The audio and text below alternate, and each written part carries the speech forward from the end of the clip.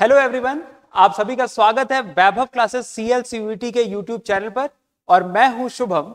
और आज बेसिकली हम डिस्कस करने वाले हैं कि कैसे सीयूईटी 2023 का फॉर्म फिल किया जाए। ठीक है, आपको पता होगा कि अभी हाल ही में सीयूईटी 2023 का फॉर्म आ गया है, क्योंकि सारी यूनिवर्सिटीज के लिए ओपन है। तो आज हम वो स्टेप बाय स्टेप प्रोसेस जानेंगे कि कैसे बेसिकली ये फॉर्म फिल किया जा सकता है। और ध्यान दीजिएगा, ये फॉर्म बड़ा ही क्रिटिकल है आपके लिए। ये आपका पूरा करियर डिफाइन करने वाला है आगे जाके 12th के बाद। तो इसमें एक एक स्टेप पे अच्छे से ध्यान दीजिएगा। और मैं तो चाहूंगा कि जब भी आप फॉर्म फिल करें तो पहले ये वीडियो को अच्छे से देखें, पूरा एंड तक देखें, और उसके बाद ही अपना फॉर्म फिलिंग का प्रोसेस स्टार्ट करें। ठीक है, बिल्कुल भी हड़बड़ाएंगे नहीं। तो अगर आप देखें, मैं बेसिकली सीयूईटी के ऑफिशियल वेबसाइट पर हूं, सीयूईटी समर्थ। और जहां पर आप देखोगे तो ये जो पूरा जो फॉर्म है ये 3 स्टेप में जा रहा है। सबसे पहले आपको अपना ऑनलाइन रजिस्ट्रेशन के लिए अप्लाई करना होगा। जैसे ही आप ये कंप्लीट करोगे, आपका जो पूरा फॉर्म है वो मिलेगा। और लास्ट में फॉर्म फीस पे करने के बाद ही आप जो है अपना जो पूरा प्रोसेस उसको कंप्लीशन तक लेकर आओगे। ठीक, तो मैंने यहाँ पर जो है फॉर्म ऑलरेडी ओपन किया हुआ है। और यहाँ पर जो पहला स्टेप है, मतलब जो ऑनलाइन रजिस्ट्रेशन वाला है, ये ऑलरेडी मैंने पूरा फिल करके रखा हुआ है। बट मैं आपको step by step her entry का मतलब समझाते जाता हूं, ताकि आपको कोई भी कंफ्यूजन ना हो। तो देखिए, सबसे पहली एंट्री जो आपको मिलेगी वो क्या है। यहां पे आपको जो भी कैंडिडेट है, जो भी एप्लीकेंट है, उसको अपना नाम भरना होगा। ठीक, बहुत ध्यान दीजिएगा इस चीज पर। ये नाम एग्जैक्टली क्लास 10th 12th नहीं, क्लास 10th की मार्कशीट जैसा होना चाहिए। तो स्पेलिंग मिस्टेक आप बिल्कुल भी नहीं करेंगे। तो यहां पे देखिए, मेरी क्लास 10th की मार्कशीट में जो भी नाम था, मैंने इसको एग्जैक्टली वैसा ही कि वैसा फिल किया हुआ है। नेक्स्ट आते हैं फादर्स नेम। आप जानते हो, जैसा क्लास 10th की मार्कशीट में था वैसा ही भरिएगा। स्पेलिंग की गलतियां नहीं करेंगे बिल्कुल भी, बहुत अच्छे से, बहुत इत्मीनान से भरेंगे। ठीक है। Then next mother's name. उसके बाद आते हैं गार्जियंस नेम। आप चाहें तो गार्जियंस नेम में अपने किसी बड़े भाई का नाम या अपने बड़े बहन का नाम भर सकते हैं। मैंने बेसिकली गार्जियंस नेम पे अपने फादर का ही नाम भर दिया है। तो ये बेसिकली आपके पास चॉइस रहेगी कि आपको इसमें क्या फिल करना है। अपना डेट ऑफ बर्थ आप एग्जैक्टली सेम भरेंगे जैसा क्लास 10th में था। मैंने भी वैसा ही भरा है। यहां पे मैंने ईयर थोड़ा सा चेंज किया है, ताकि मैं अपने आप को एक एलिजिबल कैंडिडेट के तौर पे दिखा पाऊं। ठीक है, तो आप अपना क्लास 10th का जो भी आपका डेट ऑफ बर्थ होगा आप वो भरेंगे। देन जेंडर आप सेलेक्ट कर लोगे, नेशनैलिटी आप सेलेक्ट कर लोगे। आइडेंटिटी टाइप पर हम आते हैं। अगर हम आइडेंटिटी टाइप पे आए तो देखिए पूरी ड्रॉप डाउन लिस्ट आएगी। इसमें बेसिकली मुझे दिखेगा कि मैं क्या क्या सेलेक्ट कर सकता हूं। मैं पैन कार्ड सेलेक्ट कर सकता हूं, अपना स्कूल का आईडी, अपना passport, voter ID, ration card photograph के साथ, बैंक पासबुक, ड्राइविंग लाइसेंस या other valid government identity with photograph. जो बच्चे आधार कार्ड को अपनी आइडेंटिटी के तौर पर इस्तेमाल करना चाह रहे हैं, वो इस ऑप्शन को सेलेक्ट करेंगे। ठीक, अगर आप इस ऑप्शन को सेलेक्ट करते हैं तो यहाँ पे आपको अपना आधार नंबर का ब्लॉक आएगा। वहां पे बेसिकली आपको अपना आधार नंबर फिल करना होगा। फिलहाल मैंने पैन कार्ड को इस्तेमाल किया है, पैन कार्ड का यूज किया है, और यहाँ पे मैंने अपना पैन नंबर फिल किया हुआ है। आई होप कि इतनी सारी बातें आपको बहुत अच्छे से क्लियरली समझ में आ गई होगी। ठीक, आगे चलते हैं। फिर हम आते हैं अपने प्रेजेंट एड्रेस पे। तो यहाँ पे आपको अपना प्रेजेंट एड्रेस भरना होगा जहां पे आप करंटली रह रहे हो। तो मैंने सैंपल के तौर पे एक कोई भी ऐसे ही नंबर, कोई भी हाउस नंबर ऐसे ही फिल कर दिया है। आप पूरा अपना प्रॉपर एड्रेस अच्छे से भरोगे। ठीक है, तो जो भी आपका हाउस नंबर होगा, आप जिस भी स्ट्रीट पे या जिस भी लोकेलिटी में रह रहे होगे, और देन जो आपकी मेजर लोकेलिटी होगी, सपोज कर अगर आप सिविल लाइंस में रह रहे हो इलाहाबाद के लिए, तो फिर आप सिविल लाइंस फिल करोगे। देन कंट्री, आप सभी को पता है क्या भरना है। स्टेट, ठीक है, अगर आप उत्तर प्रदेश के हो तो फिर आप उत्तर प्रदेश भरोगे, नहीं तो आप जिस भी स्टेट के हो आप उस तरीके से इसको फिल करोगे। यहां पे आपका डिस्ट्रिक्ट, यहां पे आपका पिन कोड। ध्यान दीजिएगा, कोई गलती नहीं करेंगे अपना पिन कोड भरने में भी। इसको भी एकदम अच्छे से इत्मीनान से क्लियरली भरेंगे। देन ये ईमेल एड्रेस देखिए, ये एक ऐसा ईमेल एड्रेस होना चाहिए जो कि करेंटली एक्टिव हो और आप इसको यूज कर रहे हो। मतलब आपके पास इसका जो लॉगिन आईडी, पासवर्ड है, वो सारी चीजें होनी चाहिए, क्योंकि इस ईमेल एड्रेस पे टाइम एंड अगेन जो इंपॉर्टेंट नोटिफिकेशन है वो आएंगे। प्लस यही ईमेल एड्रेस आपका यूज होगा आपको वेरियस यूनिवर्सिटी में अपने आप को एलोकेट करने में, अपनी सीट ब्लॉक करने में। और देन इसी ईमेल आईडी पे आपके पास एक ओटीपी भी आएगा आगे के प्रोसेस में। तो इसीलिए ये ईमेल आईडी को ध्यान से यूज करेंगे। ठीक, देन यहाँ पे मैंने वही ईमेल एड्रेस भरा हुआ है, बेसिकली मुझे कंफर्म करना है उसी आईडी को दोबारा भर के। और उसके बाद नीचे आता है एक ऐसा मोबाइल नंबर जिसपे बेसिकली आपकी इनकमिंग ऑन होनी चाहिए और ये बेसिकली आपका अपना नंबर होना चाहिए। ठीक, तो ये नंबर आप बेसिकली ऐसा यूज करो या ये नंबर ऐसा नंबर होना चाहिए जिसकी इनकमिंग ब्लॉक ना हो, क्योंकि आगे के स्टेप्स में इस नंबर पे ओटीपी आएगा तो वो ओटीपी आपके बहुत काम का है। इनकमिंग ब्लॉक होगी तो वो ओटीपी आप रिट्रीव नहीं कर पाओगे, तो ये ध्यान देना, it should be an active running number. Okay, then यहां पे मैंने कंफर्म किया और यहां पे मैंने अपना एक ऑल्टरनेट नंबर वो भरा हुआ है। ठीक, इन सारे प्रोसेस के बाद आप आगे आओगे। सिंस मेरा परमानेंट एड्रेस मेरे प्रेजेंट एड्रेस जैसा ही है तो फिर मैंने यहाँ पे टिक लगा दिया है कि मेरा जो परमानेंट एड्रेस है वो सेम एज प्रेजेंट एड्रेस है। तो जैसे ही आप इस पर टिक लगाओगे फॉर्म ऑटो फिल हो जाएगा और वो सारी इंफॉर्मेशन ऊपर के ब्लॉक से ही पूरी रिट्रीव कर लेगा। फिर हम आएंगे अपने पोर्टल के लिए एक ऑनलाइन पासवर्ड जनरेट करेंगे। अब ये पासवर्ड के लिए देखिए क्या इंपॉर्टेंट इंफॉर्मेशन होनी चाहिए। पासवर्ड सबसे पहली बात 8 से 13 कैरेक्टर का होना चाहिए, तो मिनिमम 8 कैरेक्टर्स, मैक्सिमम 13 कैरेक्टर्स। इन 13 कैरेक्टर में एक स्पेशल कैरेक्टर होना चाहिए, एक अपर केस कैरेक्टर होना चाहिए, एक लोअर केस कैरेक्टर होना चाहिए और एक न्यूमेरिक वैल्यू भी होनी चाहिए। तो इतनी सारी चीजें होना चाहिए, एक नंबर, एक अपर केस, एक लोअर केस और एक स्पेशल कैरेक्टर। स्पेशल कैरेक्टर की बात करें तो it can be hash, it can be asterisk, it can be at the rate, it can be dollar sign, it can be anything. तो वो एक स्पेशल कैरेक्टर होना चाहिए, इस पे आपको ध्यान देना होगा।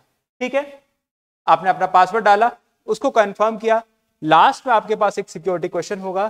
तो मैंने बेसिकली अपना क्वेश्चन डाला है which is my favourite book, जिसमें मैंने फिल किया हुआ है मैथ्स, तो maths is my favourite book. तो मैंने यहाँ पे मैथ्स रखा है, आप इसका आंसर याद रखना और अगर आप चाहो तो कहीं पे ऑलरेडी नोट डाउन कर सकते हो, क्योंकि ये आपको सब्सिक्वेंट स्टेजेस में अपने एनरोलमेंट तक में आपको इन चीजों की जरूरत पड़ेगी।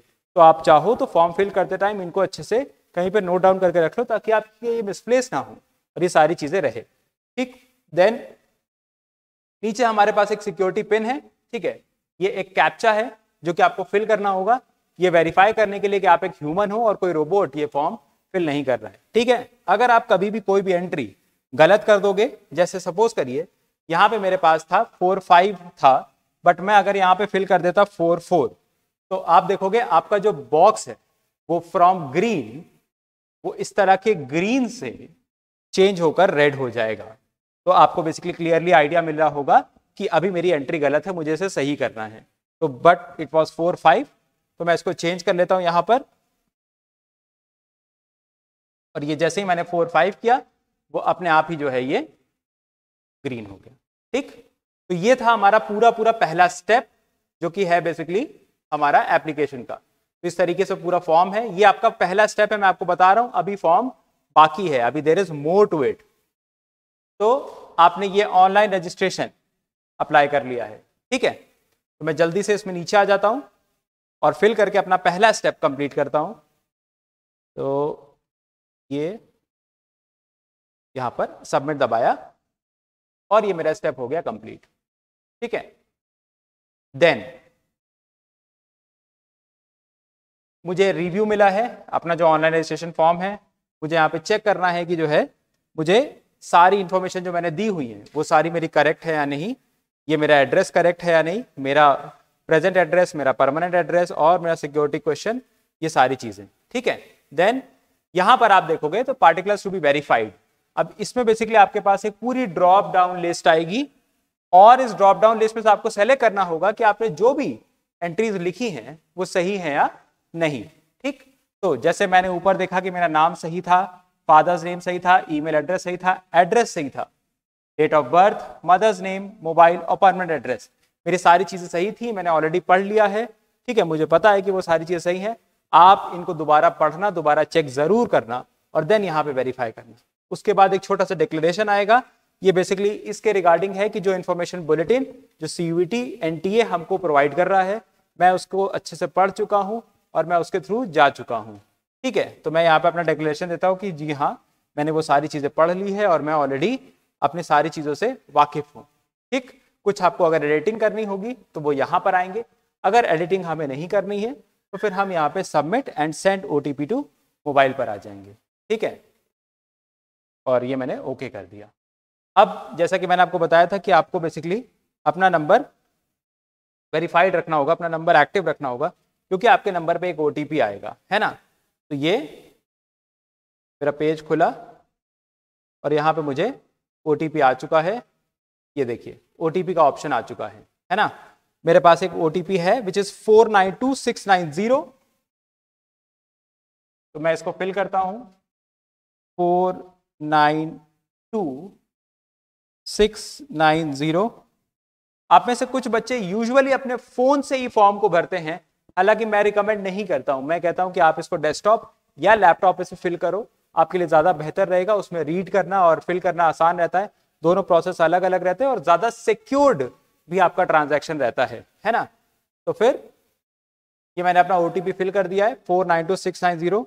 मैं बस इसको एक बार लास्ट बार चेक करूंगा, जी हाँ ये बिल्कुल सही है। उसके बाद मुझे फिर अपना जो कैप्चा है, जो सिक्योरिटी पिन है, वो फिल करना पड़ेगा।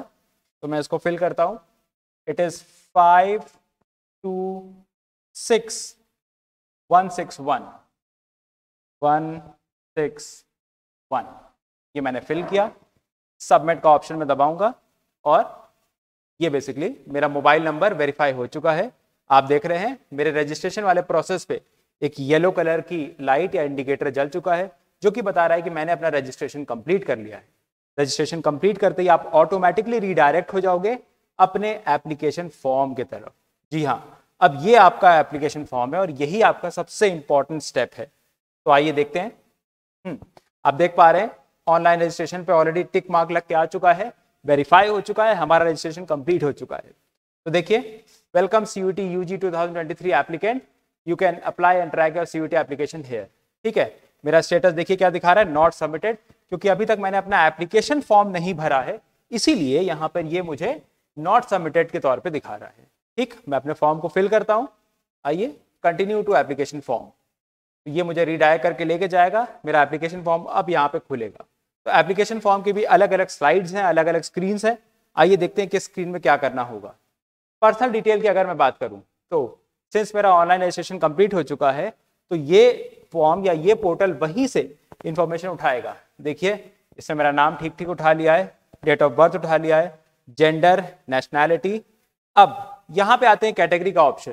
तो जो बच्चे किसी कैटेगरी के लिए एप्लीकेबल हैं वो अपनी कैटेगरी को सेलेक्ट करेंगे। ठीक है, अगर आप जनरल हो तो फिर आप जनरल फिक्स करोगे, नहीं तो OBC, SC, ST, EWS, जो भी आप कैटेगरी सेलेक्ट कर रहे हो उस कैटेगरी का सर्टिफिकेट आपके पास अप्रूव्ड होना चाहिए। ठीक है, ये ध्यान देना। और सबसे इंपॉर्टेंट बात, जो सर्टिफिकेट है वो पिछले 1 साल के दौरान में बना होना चाहिए। तो ये भी एक बहुत इंपॉर्टेंट पॉइंट है, सर्टिफिकेट बहुत पुराना नहीं होना चाहिए, 1 साल पुराना होना चाहिए सर्टिफिकेट। तो अगर आपके पास नहीं है तो पहले अपना सर्टिफिकेट बनवाओगे और देन ही आप अप्लाई करोगे। तो ये डॉक्यूमेंट आप ऑब्टेन करना अगर आपको अप्लाई करना है किसी भी कैटेगरी के लिए। तो मैं फिलहाल जनरल सेलेक्ट कर देता हूँ। ठीक, तो आर यू स्पेशल चाइल्ड। ठीक है, तो यहाँ पे आपको फिजिकली हैंडीकैप हो उसके लिए बेसिकली हमें सेलेक्ट करना पड़ेगा। तो मैं फिलहाल रखूंगा नहीं। मेरा फादर्स नेम ऑलरेडी सिलेक्टेड है, तो मैं उनकी क्वालिफिकेशन पे आ जाता हूँ। तो by qualification he is a graduate. Then हम आएंगे ऑक्यूपेशन पे। तो मेरे फादर का ऑक्यूपेशन है he is in a private service, sorry उससे तो यहाँ पे मैंने प्राइवेट सर्विस चूज कर लिया। Mother qualification, mother is also graduate. Occupation, she is a housewife I believe. और अदर्स मैं क्लिक कर दूंगा। तो since she is a housewife तो मैंने यहाँ पे अदर्स में क्लिक कर दिया है। Okay, guardian name already field है।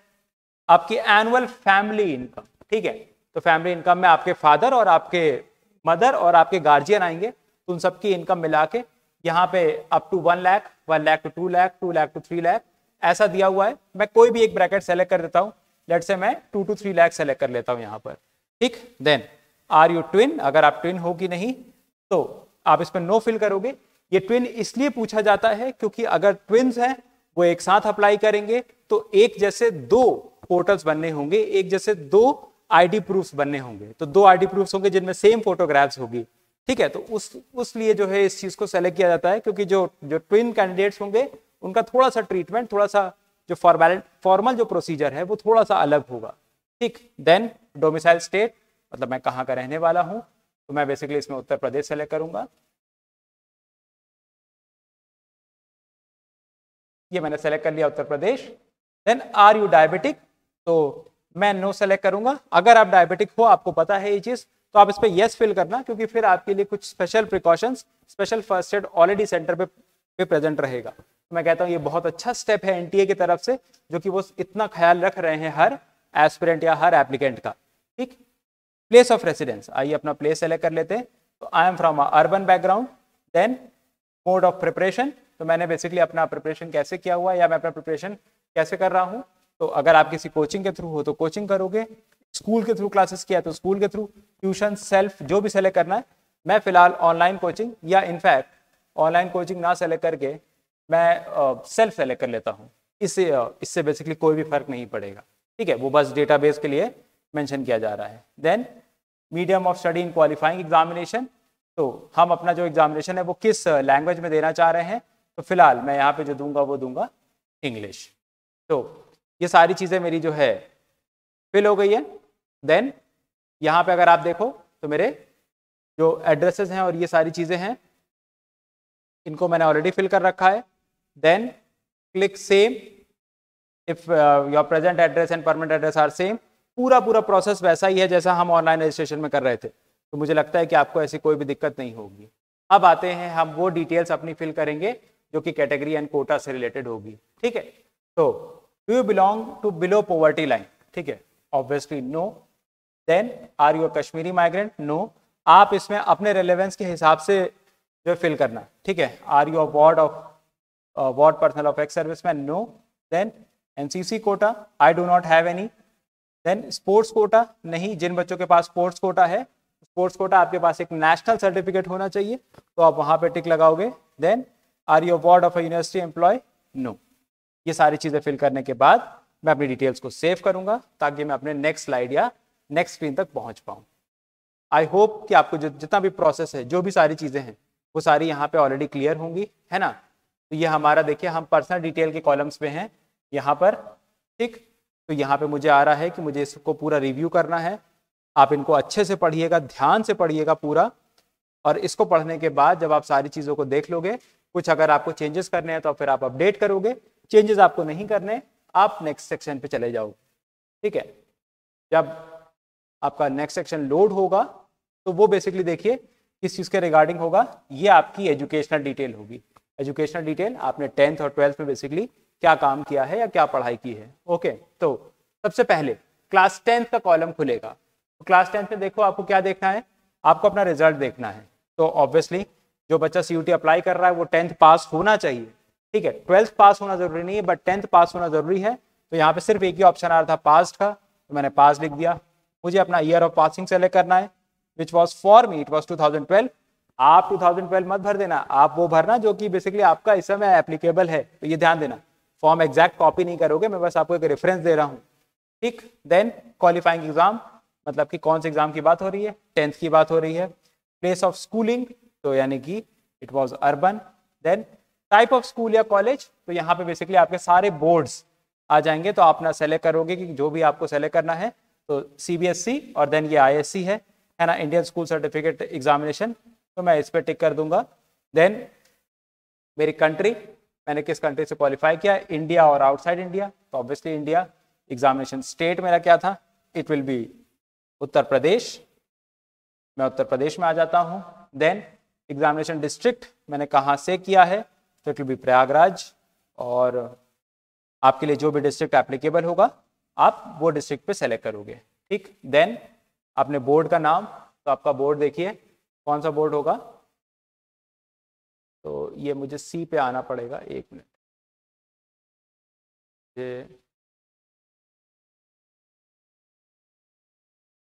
Council for the Indian school certificate examination, okay, CISC है ना। देन मुझे अपने स्कूल या कॉलेज का नाम जो भी है उसे मुझे फिल करना पड़ेगा, तो मैं अभी बहुत शॉर्ट में इसको फिल कर देता हूँ, it is BJS। Then school या कॉलेज का पिन कोड, इसको आप ठीक से भरना, आपके स्कूल या कॉलेज जिस भी एरिया में होगा उस एरिया का पिन कोड आपको ठीक से भरना होगा, ये चीज इंपॉर्टेंट होगी। तो 211 इट विल बी 001। ठीक, then roll number will be your class 10 का जो रोल नंबर है, वो रोल नंबर बेसिकली आपको यहाँ पे फिल करना होगा। तो मैं फिलहाल अभी के लिए तो मुझे अपना रोल नंबर याद नहीं है, तो मैं कुछ भी नंबर ऐसे फिल कर देता हूँ। ओके, देन अब मुझे अपना अपना रिजल्ट मोड तो मैं परसेंटेज में सेलेक्ट करूंगा। ठीक है, तो मैक्सिमम मार्क्स यहाँ पे बेसिकली आपको सेलेक्ट करना पड़ेगा कि आपका क्लास 10th का पेपर कितने मार्क्स का था, तो मुझे एग्जैक्ट वो मार्क्स यहाँ पे फिल करने पड़ेंगे कि कितने मार्क्स का मेरा पेपर था। तो मेरे टाइम जो टोटल मार्क्स था इट वॉज 700, तो मैं 700 फिल कर देता हूँ। आप इसको अच्छे से एनालाइज करके भरना।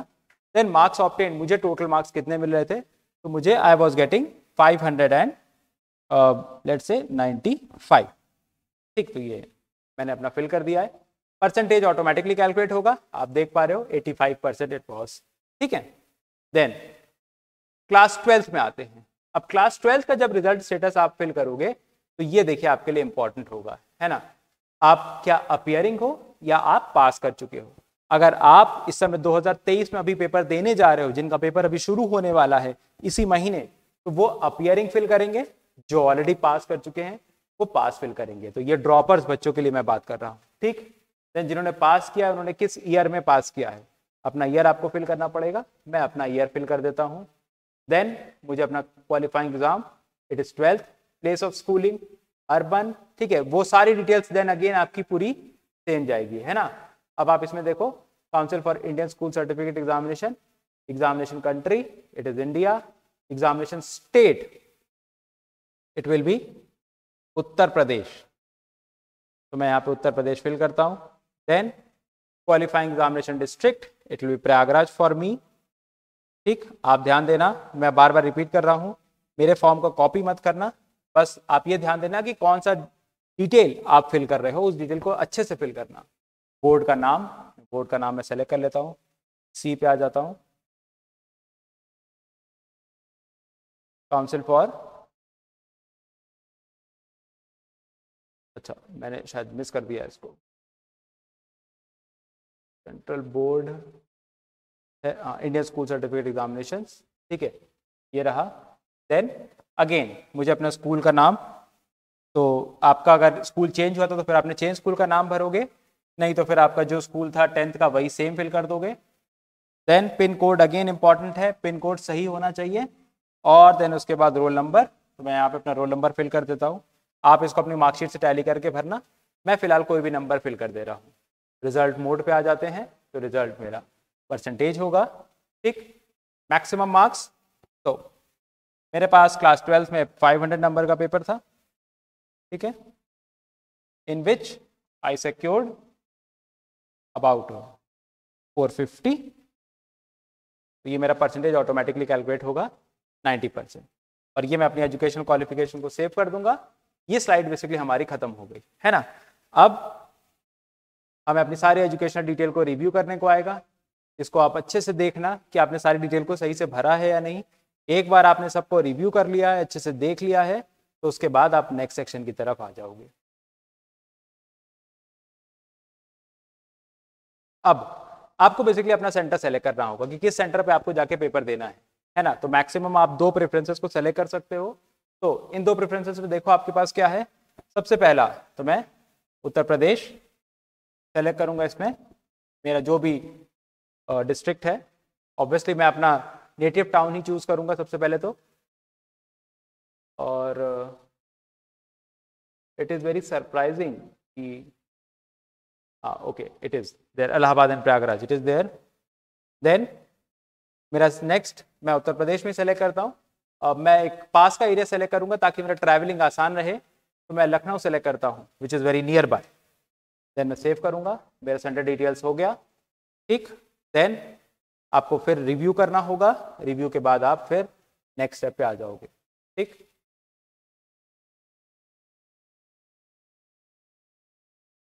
तो आई होप कि आपको सारा प्रोसेस अभी तक क्लियर होगा।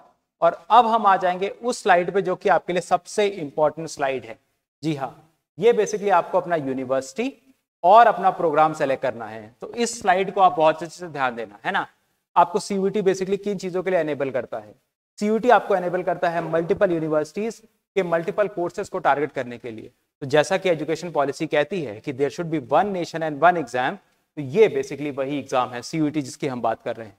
तो सीयूईटी आपको क्या एनेबल करेगा, ये एनेबल करेगा टू अप्लाई फॉर 1 और मोर यूनिवर्सिटीज ठीक, ये सबसे बड़ी बात है। तो आप जितनी यूनिवर्सिटीज चाहो आप उस हिसाब से सेलेक्ट कर सकते हो। बस इंपॉर्टेंट बात क्या ध्यान देना होगा कि आपको क्या सब्जेक्ट्स या क्या डोमेन्स आपको यूज करनी होगी अपने स्पेसिफिक या रेलेवेंट कोर्सेज के लिए। तो मैं आपको यहाँ पे थोड़ा सा अच्छे से गाइड करूंगा ताकि ये स्टेप पे आपकी चूक ना हो, क्योंकि यहाँ पे अगर आप थोड़ा सा कैजुअल हो जाओगे या अपने स्टेप पे ध्यान नहीं दोगे तो वहां पे आपके पास एक चैलेंज ये आएगा कि शायद आप कुछ इंपॉर्टेंट या कुछ क्रूशल कोर्सेज पे मिस आउट कर जाओ। ओके, तो देखिए सबसे पहले मैं अपनी यूनिवर्सिटी का नेम सेलेक्ट करूंगा। ओके, तो मैं सबसे पहले let's say I am trying to go for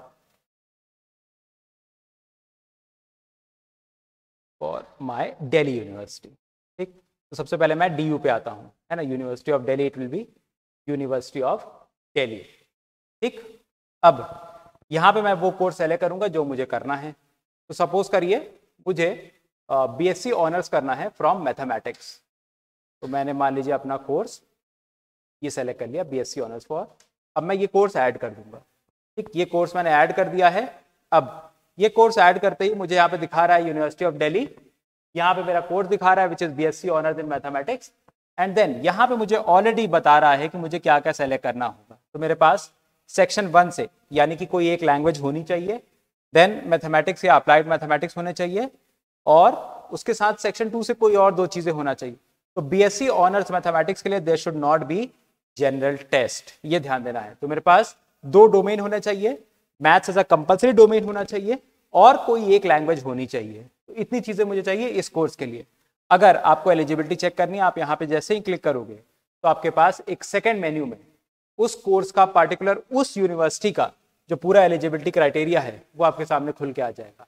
आप देख पा रहे हो BSc ऑनर्स मैथमेटिक्स ये पूरा खुल के आ गया है, जहाँ पे आप सारी चीजें ऑलरेडी फिल कर चुके हो। तो अपने डोमेन पे आप अपने मेंटोर से अच्छे से डिस्कशन कर रखिए कि आपको कौन से कोर्सेज या कौन से डोमेन को सेलेक्ट करना है। तो इन चीजों पे आप अच्छे से ध्यान देके और तभी आप आगे जाके प्रोसीड करोगे। ठीक, मैं इधर आ जाता हूं। तो ये तो फिलहाल मैंने आपको एक यूनिवर्सिटी का एक कोर्स दिखा दिया। अब मुझे मान लेते कोई दूसरी यूनिवर्सिटी को टारगेट करना है। तो देखिए अब मैं यहाँ पर आऊंगा, लेट से मुझे यूनिवर्सिटी ऑफ इलाहाबाद मैंने सेलेक्ट कर लिया। Okay, then university of Allahabad से मैं देखता हूँ मुझे क्या सेलेक्ट करना है। अब यहाँ पे मैं आपको बेसिकली कोई दूसरा कोर्स लेके दिखा देता हूँ। तो लेट से मुझे यहाँ पे BA LLB ऑनर्स करना था, तो मैंने BA LLB ऑनर्स यहाँ पे सेलेक्ट कर लिया है। अब मेरे पास ये कोर्स भी अवेलेबल है। अब ये मुझे क्या कहता है, देखिए तो यूनिवर्सिटी ऑफ इलाहाबाद कहता है BA LLB ऑनर्स के लिए सेक्शन 1A होना चाहिए और कोई एक फ्रॉम इंग्लिश और हिंदी, देन सेक्शन 2 में डोमेन में लीगल स्टडीज मेरा कंपलसरी होना चाहिए, और then general test should be compulsory for all. तो मैं जब अपने डोमेन को सेलेक्ट करूंगा तो मैं इसी हिसाब से अपने सब्जेक्ट्स को सेलेक्ट करूंगा, ये आप ध्यान देना। ठीक है, तो आपको इस तरीके से बेसिकली इसको फिल करना होगा। अब एक इंपॉर्टेंट बात, एक बहुत इंपॉर्टेंट अपडेट, जब आप ये ड्रॉप डाउन मेन्यू खोलोगे ना, ये ड्रॉप डाउन लिस्ट जब आप खोलोगे, इसमें आपको BHU यानी कि बनारस हिंदू यूनिवर्सिटी आपको यहाँ पे नहीं दिखेगा। आप ध्यान देना, मैं आपको B पे आके दिखा भी देता हूं। ठीक, जब हम इस पे आएंगे तो फिर आपको बनारस हिंदू यूनिवर्सिटी आपको नहीं दिखेगा। तो देखिए C से सारी यूनिवर्सिटीज हैं, BHU is not there. Okay, ये देख रहे हो आप, B में BHU इज नॉट देयर। तो ये एक बहुत बड़ा सरप्राइज फैक्टर है, यहाँ पर इस ड्रॉप डाउन मेन्यू में आपको बनारस हिंदू यूनिवर्सिटी नहीं दिखेगा। अब will BHU be a part of CUET और नॉट, इसके लिए तो हमें वेट करना पड़ेगा। NTA और BHU से जब तक कोई ऑफिशियल अपडेट नहीं आ जाती, it can be a human error, एक ह्यूमन एरर हो सकती है कि यहाँ पे लिस्ट में उसको छोड़ दिया गया है। इसीलिए मैं बेसिकली स्टूडेंट से रिक्वेस्ट भी करूंगा कि कुछ दिन का वेट करिए और उसके बाद ही फॉर्म को फिल करिए। ठीक है, क्योंकि अभी ये आपको ये अपडेट नहीं मिलेगा। इसके साथ साथ BHU के साथ साथ आप देखोगे कि आपको जामिया मिलिया भी आपको यहाँ पे नहीं दिखेगा, तो वो यूनिवर्सिटी भी मिसिंग है। तो ये कुछ की यूनिवर्सिटीज है, बहुत इंपॉर्टेंट यूनिवर्सिटीज है जो कि मिसिंग है, और खास करके तो BHU जो कि DU के बाद बेसिकली सबसे ज्यादा अप्लाई की गई हुई यूनिवर्सिटी थी लास्ट ईयर CUET 2022 में, वो इस बार कंप्लीटली एब्सेंट है। तो is this a human error और देयर इज अ चेंज? तो अगर चेंज है तो फिर आपको CUET प्लस BHU की तैयारी करनी पड़ेगी। अगर चेंज नहीं है तो फिर इस फॉर्म में अपडेट बहुत जल्दी आएगा। तो what we are to do here, we have to wait for some official word from the NTA and the BHU officials। हमें उस ऑफिशियल अपडेट का भी इंतजार करना पड़ेगा। बट BHU मिसिंग ये एक बहुत बड़ा ब्रेकिंग न्यूज है एक्चुअली। ठीक, चलिए तो ये तो फिलहाल मैंने आपको बता दिया किस तरीके से आप सेलेक्ट कर सकते हो। मैंने सिर्फ 2 यूनिवर्सिटी के 2 अलग अलग कोर्सेज आपको लेके दिखाए हैं। मैंने देख रहे हैं कि मैंने कितनी डाइवर्स यूनिवर्सिटी चूज की है और देन उसमें कितने डाइवर्स कोर्सेज चूज करके मैंने आपको दिखाया है। आप कोई भी कोर्स, कैसा भी कोर्स आप चूज कर सकते हो, बस आपको अपना पेपर उसी हिसाब से सेलेक्ट करना होगा, ये ध्यान देना। जिसकी भी एलिजिबिलिटी को लेकर आप नहीं श्योर हो, आप बस यहाँ पे क्लिक करोगे और आप ऑटोमेटिकली रीडायरेक्ट हो जाओगे उस कोर्स की एलिजिबिलिटी क्राइटेरिया की तरफ। तो आपको इन चीजों पे बहुत अच्छे से ध्यान देना होगा। फिलहाल मैं तो इन्हीं 2 कोर्सेज को टारगेट कर रहा हूं, तो मैंने इसको टारगेट कर लिया है और देन मैं अपने प्रोग्राम या सिलेक्शन प्रीव्यू पर आ जाऊंगा। ठीक है, तो मैं यहाँ पर आ गया हूं और ये बेसिकली मेरे पास मुझे दिखा रहा है। मुझे रिव्यू करना है, मुझे कुछ चेंज करना है तो मैं चेंज कर सकता हूं, नहीं चेंज करना है तो मैं अगले स्टेप की तरफ आगे बढ़ जाऊंगा। अब आएगा मेरा जो नेक्स्ट जो सेगमेंट है, जिसके लिए मुझे बहुत केयरफुल रहना होगा, वो ये है कि मुझे अपना पेपर कैसे सेलेक्ट करना है ना। तो ऊपर मेरी एलिजिबिलिटी क्राइटेरिया दिखा रही है। अब मुझे कितने सब्जेक्ट सेलेक्ट करने हैं, आप ध्यान देना। अलग अलग सब्जेक्ट्स के लिए आपको बेसिकली अलग अलग फॉर्म फीस देनी होगी। अगर आप 3 सब्जेक्ट तक चूज करते हो तो फिर आपको ₹750 देना होगा। अगर आप 7 सब्जेक्ट तक चूज करते हो तो फिर आपको 1500 देना होगा। और देन अगर आप 10 सब्जेक्ट तक चूज करते हो तो फिर आपको 1750 देना होगा। These are the prices for the general categories. Then बाकी कैटेगरीज के लिए प्राइसेस भी कुछ हैं और वो अलग अलग है। ठीक है, तो फिलहाल सबसे पहले मैं जो सबसे पहला सब्जेक्ट चूज करूंगा, ये आपके वो कोड्स होंगे जो कि 1 से स्टार्ट हो रहे हैं। तो 1 से स्टार्ट होने वाले कोड सारे लैंग्वेजेस को दर्शा रहे हैं। देखिए 101 is English, 102 is Hindi, 103 is Assamese. तो 1 से स्टार्ट होने वाले codes are for the languages. तो आप यहाँ पे अपनी लैंग्वेज सेलेक्ट कर ले जाओगे। देन लैंग्वेज सेलेक्ट करने के बाद हम आएंगे नीचे, और जब मैं डोमेन पर आऊंगा तो अब आप ध्यान देना, यहाँ पे जो 2 से स्टार्ट होने वाले कोड है ये आपके सेक्शन 1B होंगे। आपको लैंग्वेजेस में 2 तरह की लैंग्वेजेस दी हुई हैं, प्राइमरी और सेकेंडरी। जो 1 से स्टार्ट होने वाली है वो आपकी प्राइमरी लैंग्वेजेस हैं, जो 2 से स्टार्ट होने वाली वो आपकी सेकेंडरी लैंग्वेजेस है। मुझे लैंग्वेज एक ही चूज करनी थी, मैंने वो चूज कर ली है। अब मैं आ जाऊंगा डोमेन पे, और डोमेन के जो कोड्स हैं वो सारे 3 से स्टार्ट होंगे। तो मैं यहाँ पे वो सब्जेक्ट चूज करूंगा जो कि बेसिकली मेरे क्लास 12 में थे या मैंने जिनकी तैयारी की हुई। अब एक इंपॉर्टेंट बात यह है कि अगर आप यूनिवर्सिटी ऑफ दिल्ली के लिए अप्लाई कर रहे हो तो आप सिर्फ वही कॉलेजेस सेलेक्ट कर सकते हो या वही डोमेन आपके कंसिडर किए जाएंगे जो आपके क्लास 12 के मार्कशीट में होंगे। तो इस पर आपको बहुत केयरफुल रहना होगा। सिर्फ दिल्ली यूनिवर्सिटी के लिए आपके वही डोमेन कंसिडर किए जाएंगे जो कि आपके क्लास 12 की मार्कशीट में रिफ्लेक्ट हो रहे हैं। तो मैं बेसिकली देखिए मेरे क्लास 12 की मार्कशीट में तो देयर वाज मैथमेटिक्स, तो मैंने मैथमेटिक्स चूज कर लिया। देन देयर वाज आगे जाके मैं सिंस एक साइंस स्टूडेंट था तो मेरे पास आगे फिजिक्स था, तो मैंने फिजिक्स चूज कर लिया। देन मेरे पास अपने डोमेन में आगे केमिस्ट्री भी था, तो मैं केमिस्ट्री चूज कर लेता हूँ। ठीक है, देन मैंने देखिए मैं कितना स्मार्ट हूँ, मैंने आगे जाके BLB भरा है। मुझे पता है कि मेरे पास लीगल, अगर मुझे उस यूनिवर्सिटी के लिए एप्लीकेबल होना है तो लीगल शुड बी इंपॉर्टेंट, या लीगल मेरा होना चाहिए। तो मुझे अभी यहाँ पे लीगल फिल करना पड़ेगा। अब मैं आपको एक बहुत इंपॉर्टेंट अपडेट यहाँ पे बताता हूँ। देखिए लीगल स्टडीज मेरा क्लास 12 का डोमेन नहीं था, क्लास 12 में ये सब्जेक्ट मेरे पास नहीं था। फिर आप सोचेंगे कि मैं इसे क्यों फिल कर रहा हूँ, क्योंकि लीगल स्टडीज मुझे इलाहाबाद यूनिवर्सिटी के लिए चाहिए, और इलाहाबाद यूनिवर्सिटी ऐसी कोई गाइडलाइन नहीं देता है कि वो सब्जेक्ट आपके 12th में होना चाहिए। तो आप AU जैसे कॉलेज के लिए, AU जैसे यूनिवर्सिटी के लिए आप एक ऐसा डोमेन भी चूज कर सकते हो जो कि बेसिकली आपके क्लास 12 में नहीं था। तो यहाँ पे देखिए मैं लीगल सेलेक्ट कर रहा हूँ, और ये 3 मैंने डोमेन अपने चूज किए हैं DU के लिए। तो ये तीनों मुझे क्वालिफाई करा देंगे DU के लिए लैंग्वेज के साथ मिलकर, और देन लीगल स्टडीज और लैंग्वेज, और आगे जाके मैं अपना GT सेलेक्ट कर लूंगा which is your 501। General test आपका 501 है, तो ये तो 501 आप बेसिकली अपना यहाँ पे सेलेक्ट कर ले जाओगे। ठीक, ये हो गया आपके पास। देन आप अपना डोमेन पेपर किसी भी लैंग्वेज में दे सकते हो। तो मैं फिलहाल इंग्लिश सेलेक्ट करूंगा, आप इंग्लिश, हिंदी, मैं आपको एक बार ड्रॉप डाउन पूरा दिखा देता हूँ, इंग्लिश, हिंदी, उर्दू, आपके पास तीनों सब्जेक्ट्स एप्लीकेबल हैं। तो मैं फिलहाल अपने डोमेन्स को इंग्लिश में देना चाहता हूँ, तो मैंने यहाँ पे इंग्लिश सेलेक्ट कर लिया है। अब इंपॉर्टेंट बात, ये 6 भरने के बाद बाकी सारे में आपको ये स्टेप को मिस मत करना। आपको जो नहीं चाहिए वो आपको नॉट एप्लीकेबल NA आपको फिल करना पड़ेगा, ये ध्यान देना। तो जैसे जब मैंने 6 चूज किया था तो बचे 4 में, मैक्सिमम 10 मैं चूज कर सकता हूँ। तो मैं यहाँ पे NA नॉट एप्लीकेबल जरूर सेलेक्ट करूंगा, क्योंकि यही डिटरमाइन करेगा कि मेरी फॉर्म फीस क्या है या कितनी रहेगी। तो मुझे NA आप सारे सब्जेक्ट्स के लिए जो आपको नहीं चाहिए उन पे आप NA जरूर फिल करना। ओके, तो दिस इज नॉट एप्लीकेबल, और देन यहां पर ये आपके पास नॉट एप्लीकेबल। तो ये मैंने फिल कर दिया है, मेरे सारे डोमेन ऑलरेडी फिल्ड हैं, मेरा जनरल टेस्ट फिल्ड है और मेरी लैंग्वेज भी प्रॉपरली फिल्ड है।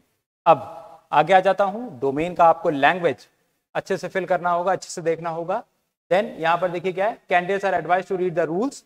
रूल्स का मतलब क्या है कि आप जिस कोर्स के लिए अप्लाई कर रहे हो आपने बेसिकली अच्छे से उसी के लिए अप्लाई किया हुआ है या नहीं। यहाँ पे आपको बाकी सारी गाइडलाइंस दी गई हैं, ठीक है, कि एग्जाम बेसिकली 3 शिफ्ट में होगा, मल्टीपल डेज पे होगा और आप मैक्सिमम 10 सब्जेक्ट चूज कर सकते हो। तो ये सारी डिटेल्स है, इनको अच्छे से पढ़ना, उसके बाद अपना डिक्लेरेशन कंफर्म करना और कंफर्म करने के बाद अपनी इंफॉर्मेशन को करना सेव करने के बाद आप अगेन एक रिव्यू विंडो पे आओगे, जहाँ पे बेसिकली आपको अपने सारे सब्जेक्ट्स और सारी चीज़ों को रिव्यू करना होगा। तो वो बेसिकली आप यहाँ पे रिव्यू कर सकते हो। मैंने अपना सब रिव्यू कर लिया है ऑलरेडी, मेरा सारा सही है और उसके बाद मैं अपने कोर्सेज के साथ प्रोसीड चला जाऊंगा नेक्स्ट सेक्शन की तरफ।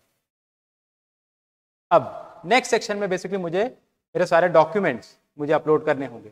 आप यहाँ पे ध्यान देना कि आपकी फोटोज या सिग्नेचर्स के जो फॉर्मेट है, फाइल फॉर्मेट है, वो JPEG में होने चाहिए या JPG में होने चाहिए, ठीक है। PNG नहीं अपलोड कर सकते हो आप, ये ध्यान देना। फाइल साइज इस लिमिट में होनी चाहिए, फोटोज के सिग्नेचर का इस लिमिट में होना चाहिए। और आपको कोई भी डॉक्यूमेंट या सर्टिफिकेट अपलोड करना है for the caste, for your sports, कोई भी सर्टिफिकेट अगर आपको अपलोड करना है तो वो PDF फॉर्मेट में इस लिमिट में होना होगा, ठीक। सिंस मैंने जनरल कैटेगरी भरी थी तो जनरल कैटेगरी भरने के बाद मेरे पास यहाँ पर और मुझे चीजें आती, सर्टिफिकेट अपलोड और चीजें नहीं आ रही हैं। बट अगर आप कोई भी कास्ट या कोई भी स्पोर्ट्स कोटा अगर आप फिल किए होते तो आपको यहाँ पे उसके भी सर्टिफिकेट्स अपलोड करने के ऑप्शंस आ रहे होते। बट सिंस मैंने पीछे जाके जनरल कैटेगरी सेलेक्ट किया था तो वो बेसिकली यहाँ पे कुछ नहीं दिखा रहा है। अब मैं अपनी इमेज सेलेक्ट करूंगा और मैं अपना वो सेलेक्ट करूंगा जो भी मेरा सिग्नेचर है और उसको अपलोड करने के बाद मैं अगले सेक्शन की तरफ चला जाऊंगा। और मेरा जो अगला सेक्शन होगा वो बेसिकली देखिए, मैंने अपनी फोटोज अपलोड नहीं की थी तो मेरा ये नेक्स्ट सेक्शन पे नहीं जा रहा है। जब मैं इसको अपलोड कर दूंगा तो मेरा नेक्स्ट सेक्शन पे जाने लगेगा, है ना। तो ये था अब आपका पूरा फॉर्म। इसके बाद बस एक ही विंडो है, वो है बेसिकली आपकी फी सबमिशन की। फी सबमिशन आप किसी भी UPI ID, डेबिट कार्ड या नेट बैंकिंग आप कैसे भी उससे पे कर सकते हो, कैसे भी आप उसको सेलेक्ट कर सकते हो, वो आपके ऊपर है। तो फिलहाल मैं बेसिकली ये स्टेप को कंप्लीट नहीं कर रहा हूँ, इसीलिए मैं आगे नहीं जा पा रहा हूँ। बट इसके बाद यहाँ पे बेसिकली अगर आप देखो तो आपका फॉर्म पूरा कंप्लीट हो गया है। बस एक प्रीव्यू विंडो आएगी, प्रीव्यू विंडो के बाद आप फी सबमिशन की तरफ जाओगे, ठीक है। तो ये रहा फिलहाल बेसिकली आपका पूरा ओवरव्यू कि कैसे अपना फॉर्म फिल कर सकते हैं। तो आई होप कि आपको सारी चीज़ों का जो अपडेट है वो एकदम क्लियर तरीके से यहाँ पे मिल गया होगा। और आप अगर आपको कोई भी प्रॉब्लम है, कैसी भी दिक्कत है, तो फिर आप नीचे कमेंट सेक्शन में आप मुझसे पूछ सकते हो। मैं या मेरी टीम पूरी कोशिश करेगी कि आपको सही गाइडेंस दे पाए, ठीक है। तो ये था आपका पूरा फॉर्म, इसको अच्छे से भरना। अभी भी देख रहे हो कि बहुत क्रूशियल अपडेट है कि BHU is not there, Jamia is not there, तो फिर आपको उस पर भी उसका भी थोड़ा सा मुझे लगता है कि इंतजार करना चाहिए।